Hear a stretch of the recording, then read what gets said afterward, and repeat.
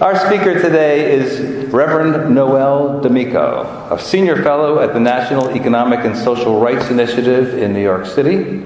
She's worked side by side with the Coalition of Immokalee Workers, organizing institutional and grassroots involvement in their campaign for fair food since 2001. It's been a long struggle, 16 years. And is a member of the board of directors of the Fair Food Standards Council that monitors the Coalition of Immokalee Workers' internationally recognized and award-winning fair food program. People, I hope you got your cards today. If not, there's more on the table in the back about boycotting Wendy's. You'll hear more about that, I'm sure, during the course of the morning. Noelle is an expert in the field of forced labor, human rights, and corporate accountability. And she lectures widely at universities, institutions, and conferences, including keynotes at the Organization for Security and Cooperation in Europe, high-level conference on human trafficking, the U.S. Department of Justice's National Human Trafficking Conference, and the NGO Working Group on Food and Hunger Policy at the UN. I should also say that Noelle is a local organizer. I met her through her founding of the Interfaith Clergy for Social Action, ICSA group that has been lively and active in Westchester County. I'm proud to be one of the steering committee members for that group, and that's how I got to know Noelle. And I can tell you that on any given week, she's probably in 4 or 5 different places, and sometimes several different countries during the course of the time. So it's amazing how she stays current on stuff, given the amount of travel that she does. However, Noelle is also the co-chair of the Westchester Women's Agenda, and co-founder, I got that, Interfaith Clergy for Social Action, and on the planning team of the Keep Westchester Thriving initiative, the campaign locally here. An ordained minister in the United Church of Christ, Noelle holds a BA from Swarthmore College in Religion, Politics, and Economics, an MDiv in Philosophical Theology, and a THM, what is that? Master of Theology in Aesthetic, you can tell where I come from, in Aesthetic Philosophy and Liturgy from Princeton Theological Seminary. She resides in White Plains with her husband, the Reverend Jeff Geary, pastor of the White Plains Presbyterian Church, which you may have passed by even this morning, and their 10-year-old son, August Xavier. One thing you probably don't know is that this is also a very literate family. Jeff is just very studious, but it turns out so is August. Is he still working his way through the Iliad? He's done with the Iliad. I believe he was doing it in the original Greek. No, not quite that far. But the apple also falls not far from the tree. He's also organizing his class for a number of social justice campaigns. And he's 10 years old. So there you go. I'm very happy to have Noelle join us this morning, and her address is titled Holding Goliath Accountable. Please welcome her to the podium.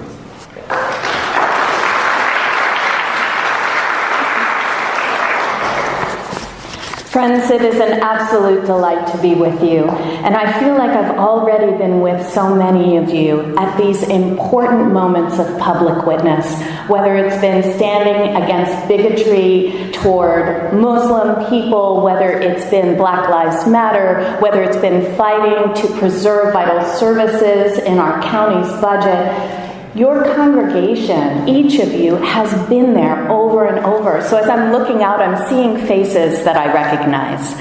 I particularly want to thank Bart for the invitation today to come and be with you and talk a bit about the work that I've done with the Coalition of Immokalee Workers and the incredible success that they've had in changing conditions in the Fair Food Program, which is operating in U.S. agriculture.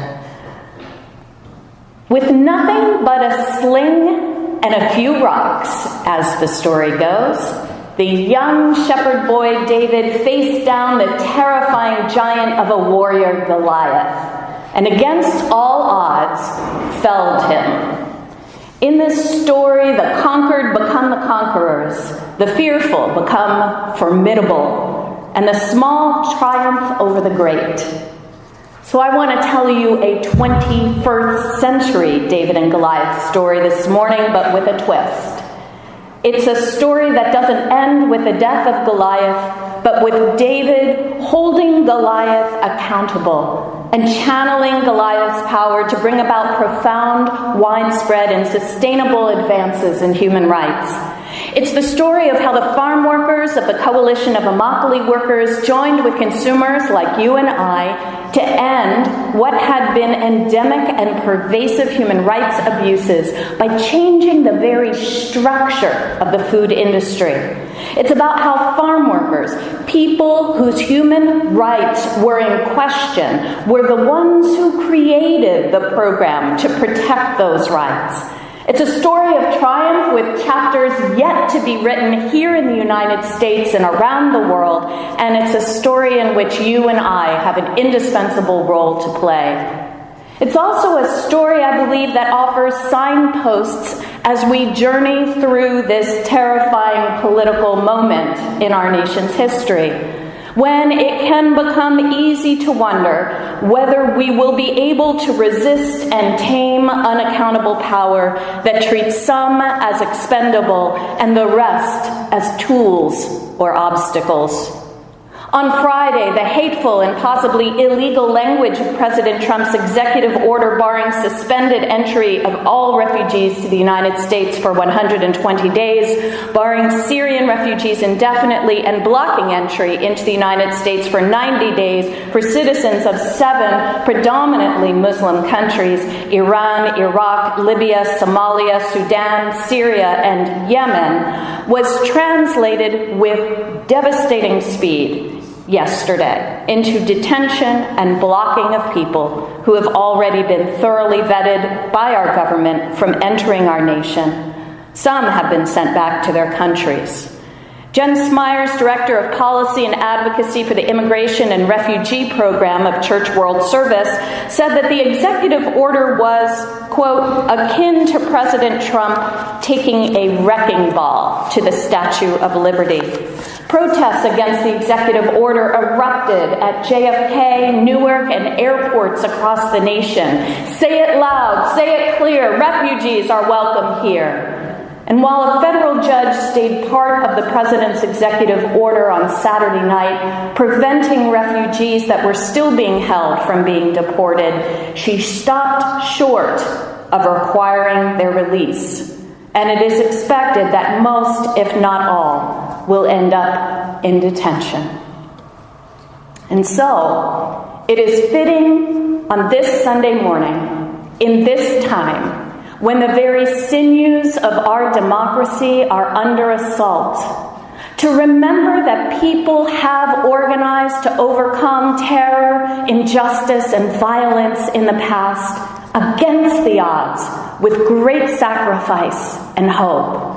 And that the task comes to each generation to ensure that our nation is truly by, with, and for all the people. For at its heart, democracy is about accountability. The accountability of the government to the governed. So in this uncertain hour when we have gathered here to pool our strength, our ideas, to cement our commitments to one another and to our neighbors, I want to take you back 20 years to the broiling hot tomato fields of South Florida, where farm workers from Haiti, Mexico, and Guatemala rose at 4 a.m. to make tortillas and then headed to the crowd of day laborers waiting in a local grocery store parking lot, where, if they were lucky, from among the thousands they would be picked for work. Immokalee, a town whose name in Seminole means my home, is about 40 minutes due east of Fort Myers and the epicenter of our nation's fresh tomato production. Now, if these men and women were chosen for work, they would board buses and travel 20 to 200 miles in the fields. They would collect their buckets as they disembarked and enter a universe where they were at the utter beck and call of their crew leaders, who, like petty dictators, used threats of no rehire, racist insults, and actual violence to keep workers picking without breaks. They regularly cheated workers out of their wages which were already sub-poverty. In these fields, which stretched for miles in every direction, where your cries could not be heard or might fall on ears too terrified to come to your aid. Women were sexually assaulted and harassed and had to choose each day between defending their dignity and putting food on their tables for their children. And in extreme instances, workers were held against their will, unable to leave, and forced to labor in conditions of modern slavery. U.S. Department of Justice prosecuted 7 cases of slavery in Florida agriculture from 1997 to 2007 and freed 1,200 workers, leading one U.S. attorney to dub Immokalee ground zero for modern slavery. From these fields, however, from among people who were so sorely exploited, came a cry of a resistance. I, too, am human. And they built a movement that would challenge the legitimacy of and change the operation of the multi-billion-dollar retail brands who reaped enormous profit from people's poverty. In 1996, a young boy of 16 had been picking tomatoes for many hours under the unforgiving sun and stultifying heat. That boy, exhausted, asked the crew leader for a drink of water. The reply was as swift as it was brutal. You didn't come here to drink water. You came here to pick. And the crew leader beat the boy bloody. Later that day, the team came to the Coalition of Immokalee Workers, then a fledgling human rights group of men and women from Mexico and Guatemala who had been forced to migrate to the States after NAFTA and the FTAA had devastated their family farms to work in the fields, and others who came fleeing political repression in Haiti. This group of workers had been gathering to talk about the violence in the fields and how to stop it, and they drew upon their own histories of defending their community's rights against the Duvalier regime in Haiti, during civil war in Guatemala, during uprisings in Mexico, to create a coalition, a group that brought together farm workers across languages and cultures to forge a united identity as workers laboring in the town of Immokalee. And it was to this fledgling office of the CIW that the teen stumbled, still wearing his bloody shirt. And after tending his wounds, the CIW decided that they would hold a march from their office to the house of the crew leader who beat that boy, for he was a notorious crew leader. The community galvanized, and over 200 people marched that night, declaring an injury to one is an injury to all.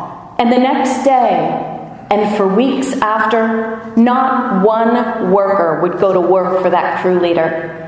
A tremor went through the town as workers sensed for the first time the power of standing together.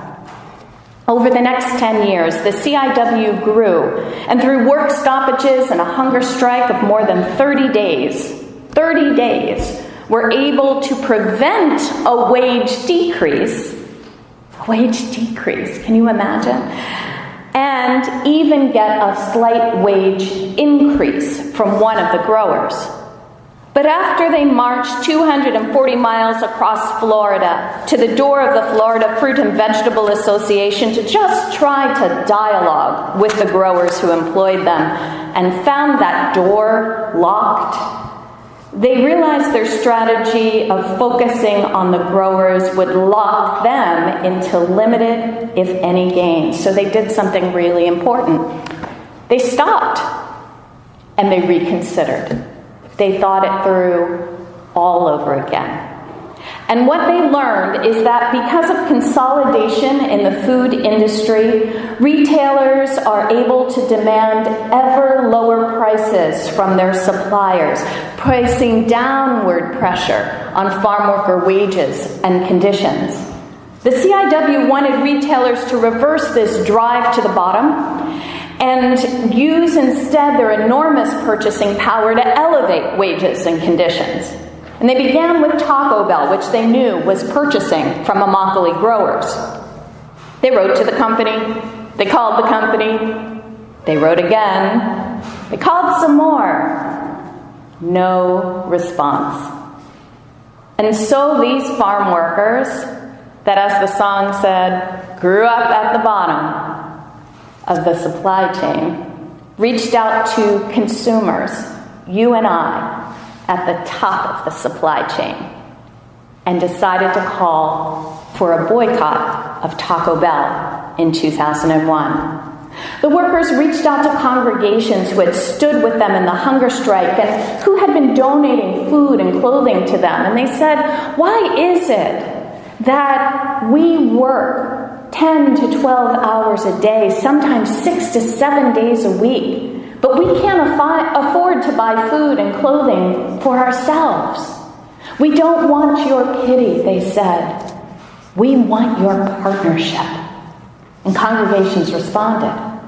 The workers reached out to students who were target markets of fast food companies like Taco Bell and who had marched with them in various actions. And they said, you too are a target of this company. Will you work with us to change these conditions? For 4 years, as the boycott grew, the farm workers crisscrossed the nation to meet consumers from Chicago to Texas, from Atlanta to LA, to talk about the conditions and how we could change them together. Together, workers and consumers held mass protests, long marches, and the largest hunger strike in U.S. labor history in front of Taco Bell corporate headquarters in Irvine, California. They filed shareholder resolutions. Students booted Taco Bell franchises off of campuses. High school kids who played soccer, and they go to those away games, and then they're trying to eat something. The bus was going to stop at Taco Bell on the way home. They turned those buses away. National religious leaders joined marches and released powerful letters and called on their denominations to boycott. And together, farm workers and consumers held Taco Bell accountable for the exploitative conditions in its supply chain and the terrible abuses that was creating in the tomato fields. In all of these actions, the workers and consumers made a moral demand of the company to recognize the workers' humanity and to insist that their core business practices help create change by requiring the growers that supplied them to uphold farm worker-defined human rights standards. In March of 2005, Taco Bell parent company Yum Brands forged the first Fair Food Agreement with a coalition of Immokalee workers. In this legally binding agreement, I want to emphasize that this isn't a handshake agreement. This isn't, oh, if you feel like doing it agreement. This is a legally binding agreement. Taco Bell agreed to pay a penny per pound premium that growers pass to workers as a bonus in their paychecks. This raises workers' wages by about 60% when picking for companies that are doing this. And they agreed to only purchase from growers who upheld the fair food standards and, importantly, suspend purchasing from growers who were out of compliance. That market consequence, the inability for growers with abuses in their fields to continue to sell to large buyers, was critical in incenting growers to change. And change they did. In 2010, the Florida Tomato Growers Association signed a Fair Food Agreement with the CIW. And in 2011, the Fair Food Program was born. The Fair Food Program is a farm worker-designed, consumer-powered collaboration among workers, growers, and now 14 of the nation's largest food retailers in fast food, grocery, and food service, including McDonald's, Walmart, Stop and Shop, Burger King, Subway, Whole Foods, Trader Joe's, and more. Today, the Fair Food Program is operational across 7 states and 3 crops: tomatoes, bell peppers, and strawberries. The human rights advances have been astounding both in their speed and their depth, ensuring rights for tens of thousands of farm workers, true sustainability for the growers who are doing the right thing, and the best risk protection of all for retail food buyers. Not a PR kind of response, but real change that was verifiable that they could show to their consumers. Consumers like you and I can actually now look for the brand new Fair Food label on tomatoes and other produce that we buy. If you go to Whole Foods, they have some nice snacking tomatoes, and you'll see the green label on it. It says, Worker Certified, Consumer Powered. And we can read the detailed reports online that describe how the fields are monitored, what the data is, and how these changes have been achieved. I want to show you a quick program. It's a quick film of about 3 minutes that will just give you a snapshot of the program and its gains.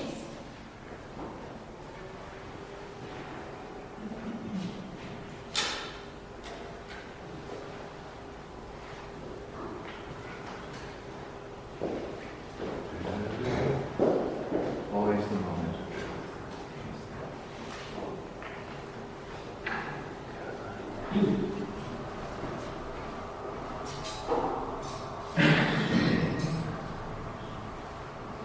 There we go. Hopefully people can see me with this. Oh, a little late. Well, it doesn't look like that's going to work, does it? Oh, right. You can see it, kind of. And it's partly in Spanish. All right, we're gonna bag it. But the good news is you can see this film online at fairfoodprogram.org. It's 3 minutes long, and it encapsulates the very real gains, which I'm going to summarize quickly for you. The most important standard is that workers can report abuses without fear of retaliation.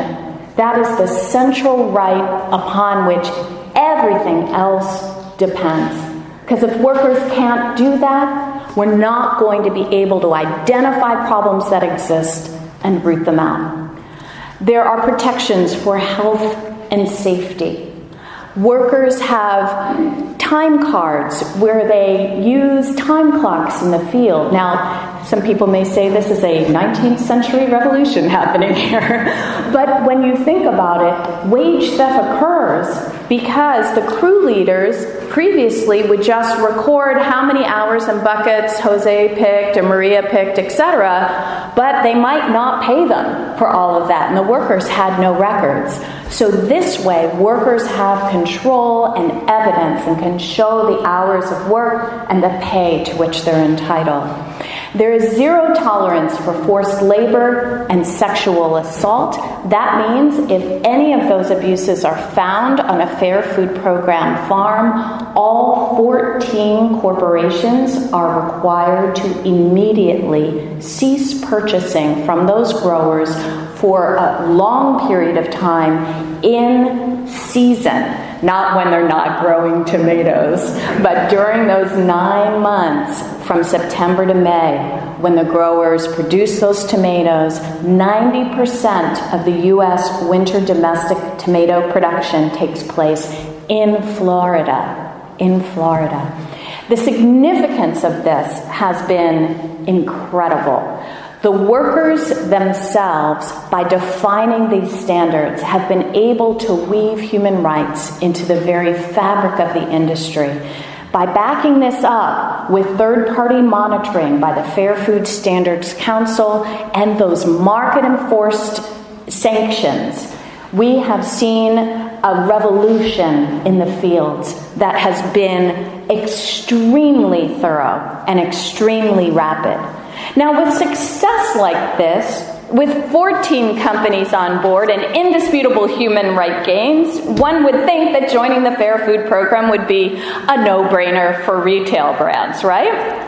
But despite the fact that farm workers, growers, and corporations and consumers have collaborated to ensure human rights, there are some beneficiaries of the old way of doing business that have thus far refused to change.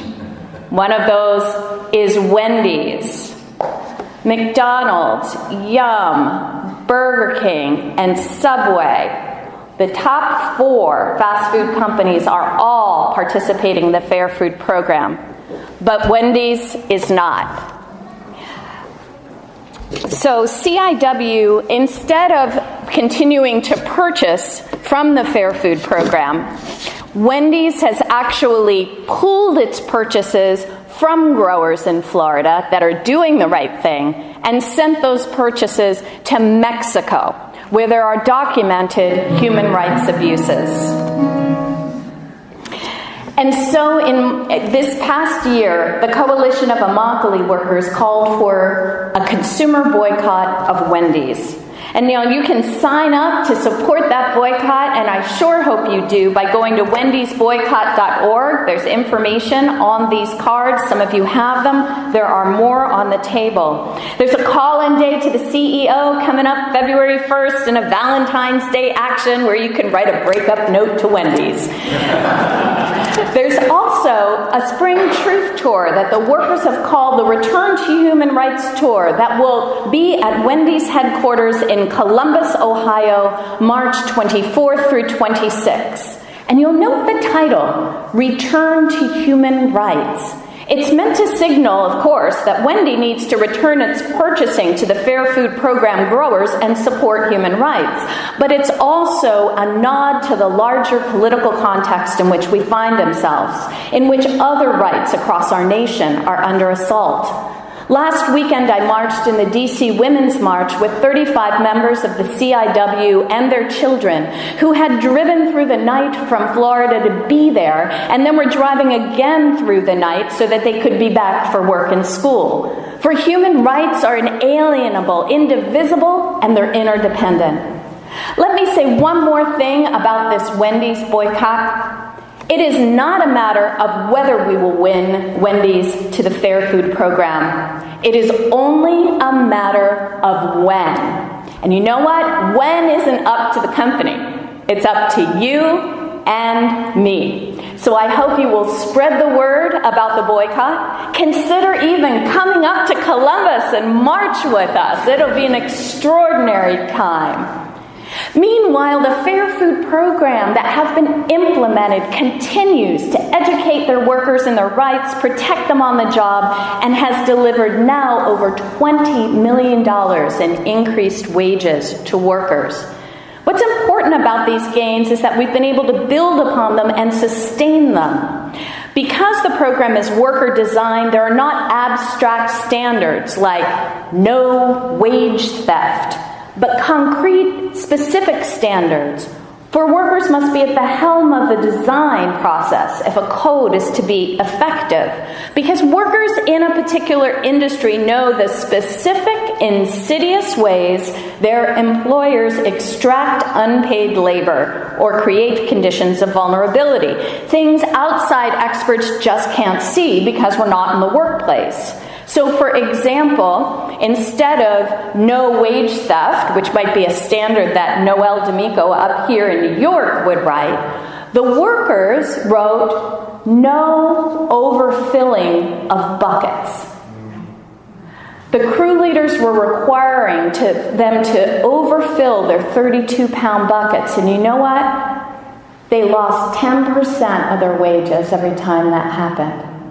But that's the way you get from standards which are up here and in the sky to standards that are embedded in an industry that have the power to really change it. And when that's backed up by monitoring and those market consequences for enforcement, the change happens. The Fair Food Program is not a small-scale, one-time win. It is an example of a powerful, sustainable, scalable model called worker-driven social responsibility. Its principles were used to develop the Bangladesh Accord on Fire and Safety, The worker-driven social responsibility model demonstrated in the Fair Food Program has been lifted up by the UN as without peer in the prevention of forced labor and as a blueprint for ending human rights abuses in supply chains around the world.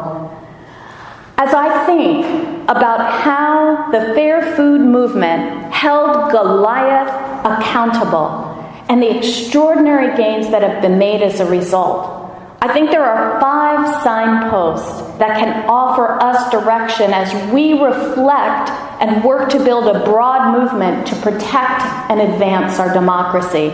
First, we need to meet one another face to face. Remember the farm workers crisscrossed the country to meet the consumers whose tomatoes they purchased, the tomatoes they harvested. For the first time, people who had been distanced from one another through the supply chain met human being to human being. Consumers saw how their decisions either contributed to or harmed workers. Urgency and outrage and hope were built during these encuentros. In this moment, who are the people looking to meet with us? And who are you looking to meet with?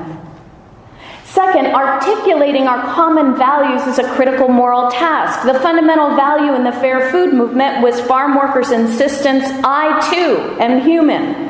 In January 1941, President Franklin Delano Roosevelt articulated humanity's common values as the 4 freedoms: freedom of speech, freedom of worship, freedom from want, freedom from fear. How will we frame our moral values now so that they are capacious and powerful? Third, the Fair Food movement is led by people who are most directly impacted by the injustice. In this case, farm workers. The human beings whose human rights are in question are the ones leading the movement and creating the solutions. And this isn't a political statement, it's about effectiveness. Hence, no overfilling of buckets, right? And it's a statement profoundly about ethics. Because farm workers who have experienced abuses are the only ones who can tell us without a doubt when those abuses have ended. Nobody else. So as we work on particular pieces of this puzzle of democratic rights, such as Friday's executive order, it's imperative to have the expertise and leadership of refugees and immigrants as we counter it together. Fourth, each of us must bring our concrete knowledge and experience from our own lives as a contribution to the movement. All of us have something to contribute. While the farm workers are the leaders of the Fair Food movement, there are many leaders in the Fair Food movement. Like me, for example. The farm workers didn't know about denominational structures and how to bring resolutions forward to get support from large masses of religious people for the boycotts or for the campaigns, but they knew religious leaders like me who did. Similarly, you have your own experience to bring. What is it? Fifth, and finally, if we are to prevail against the forces of hatred and fear and violence, we must be willing to put our bodies on the line. This is not a battle that will be won on social media or in the op-ed pages or even in news reporting. It is one that can only be won when people, good people, are willing to get out and put their bodies between aggressors and those who are vulnerable. It's what good people have done for millennia in all parts of the world. And our bodies are needed not only to protect others, our bodies are needed to make the demand for change. In the movement for fair food, hunger strikes and mass marches have played pivotal roles in placing the moral demand squarely on the shoulders of the corporations, compelling them to recognize farm workers are human beings, but not only that, to recognize that they too are human beings, and that they have a responsibility to treat others with the same respect and dignity with which they would wish to be treated. Last night, thousands of people descended on JFK Airport to demand an end to the ban on immigrants and refugees and send a strong message of support to those being detained. Here's how Alana Gorin explained to Low HUD why she rushed from Westchester to JFK. She said, "Once we found out they were being detained, we wanted to let them know that this is not okay, and we're not going to be silent and let it happen." What was so encouraging last night is that this action was initiated quickly by immigrant rights groups and the New York taxi cab drivers, but grew exponentially as people refused to be bystanders and put their voices and bodies in the way. I look forward to our discussion of the Fair Food Program, the Wendy's boycott, the movement for fair food, and this particular moment in which we find ourselves. Let us remember, not only with the Fair Food Movement, but with other movements in our nation's history, our ancestors in the struggle for freedom and rights have responded to history's summons with courage and with commitment. From Harriet Tubman's North Star journey to the Silent Sentinels hunger strike for women's franchise, from the Edmund Pettus Bridge to Stonewall, we, the people, have risen to the challenge no matter how great the odds. So as we confront the Goliath of unaccountable power in this time and place, if we should begin to waver and wonder, will it be possible? Let us remember this: we have, we can, and we will.